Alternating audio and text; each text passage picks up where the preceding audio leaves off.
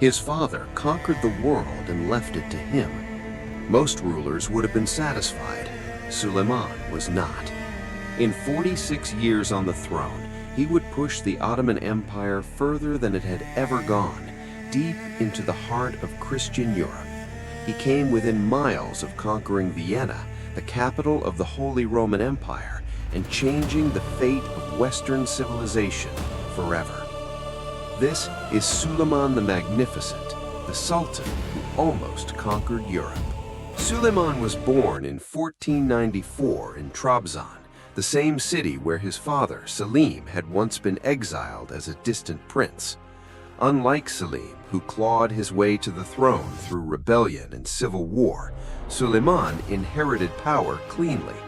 When Selim died in September 1520, there were no rival brothers to eliminate, no civil war, no rebellion. Selim had already done the brutal work of securing the dynasty. Suleiman stepped onto a throne that was stable, an empire that was wealthy, and a treasury so full his father had reportedly sealed it with his own hand. He was 26 years old, and he was ready. Suleiman had spent his youth as a provincial governor in Manisa, Kaffa, and Edirne. While other princes wasted time in court intrigues, he was learning to govern: taxation, military logistics, diplomacy. By the time he became Sultan, he had already ruled more territory than most kings ever would. But Suleiman wanted more than administration. He wanted conquest. In 1521, just 1 year after taking the throne, Suleiman personally led his army north. His target was Belgrade.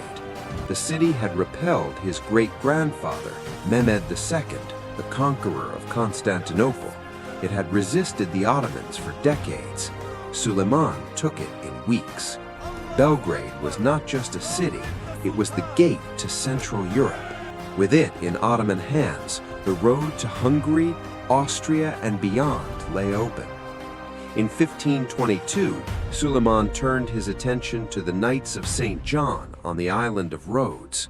These Christian warrior monks had held Rhodes for over 2 centuries, raiding Ottoman shipping and threatening Ottoman control of the eastern Mediterranean. After a 6-month siege, they surrendered.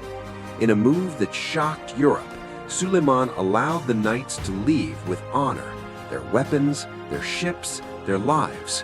The eastern Mediterranean now belonged to the Ottomans. But Suleiman's greatest European campaign was still ahead of him. In August 1526, he led his army into the heart of Hungary. On August 29th, the two armies met at the plains of Mohacs. The Hungarian army was outnumbered and outgunned. King Louis II of Hungary led his forces into battle himself. He never came back. The battle lasted less than 2 hours.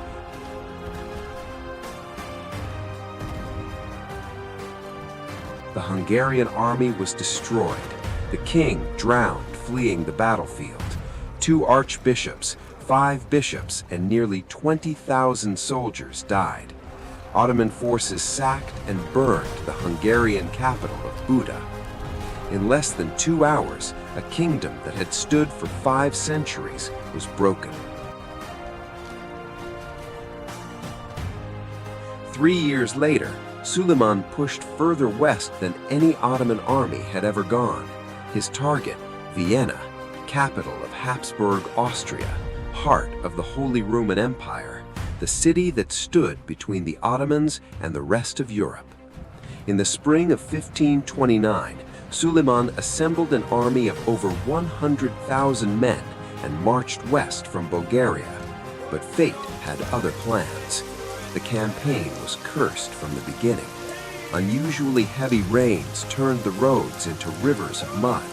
The massive cannons that had shattered every enemy at Chaldiran and Mohacs had to be abandoned in the mud.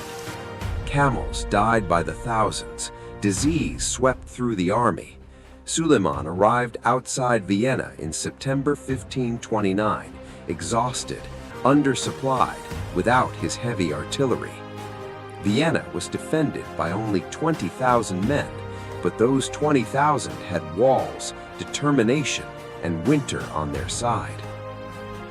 Attack after attack was repulsed from the high walls of the city.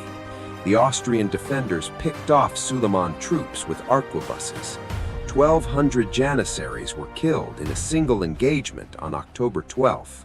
An Ottoman mine exploded under the city walls, but collapsed in a way that blocked the attackers instead of helping them. On October 15th, with winter snows arriving early, Suleiman ordered retreat. The retreat turned into a disaster. Thousands died in the early winter storms. Vienna had held. It was the first major defeat of Suleiman's military career, and historians have argued ever since whether it changed the course of Western civilization. If Vienna had fallen, there was nothing between the Ottoman army and the rest of Western Europe, no army capable of stopping them. The history of Europe, and possibly the entire modern world, would have been unrecognizable. But Suleiman was never only about military conquest. While his armies pushed into Europe, he was transforming the Ottoman Empire from the inside. He overhauled the entire legal system, creating a single unified code of law that governed everything from taxation to criminal justice. This earned him his second title, not the Magnificent, but the Lawgiver, Kanuni, the name Turkish people know him by to this day. He built schools, mosques, hospitals, and bridges across the empire. The Suleiman Mosque in Istanbul, built by his architect Mimar Sinan, still stands today as one of the most beautiful buildings in the world. He was a poet who wrote under a pen name, a goldsmith, a patron of artists.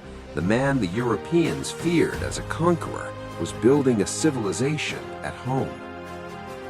Suleiman the Magnificent died on September 6, 1566, on campaign in Hungary, besieging the fortress of Szigetvar.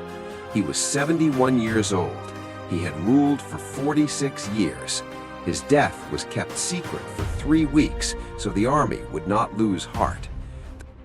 The greatest Sultan the Ottoman Empire ever produced died in a tent on a battlefield, still campaigning, still conquering to his very last breath. His father, Selim, built the foundation. Suleiman built the empire. At its peak, under his reign, the Ottoman Empire stretched from Hungary to the Persian Gulf, from Crimea to North Africa, ruling over 25 million people. No other Muslim ruler in history has commanded more. One question has followed historians for 5 centuries. Was Suleiman truly magnificent, or did he simply inherit magnificence? The answer is both, and that is what makes him fascinating. Subscribe to the Crimson Standard for more stories history forgot to tell. Next episode, the empire after Suleiman, and why everything his father and he built began to slowly come apart.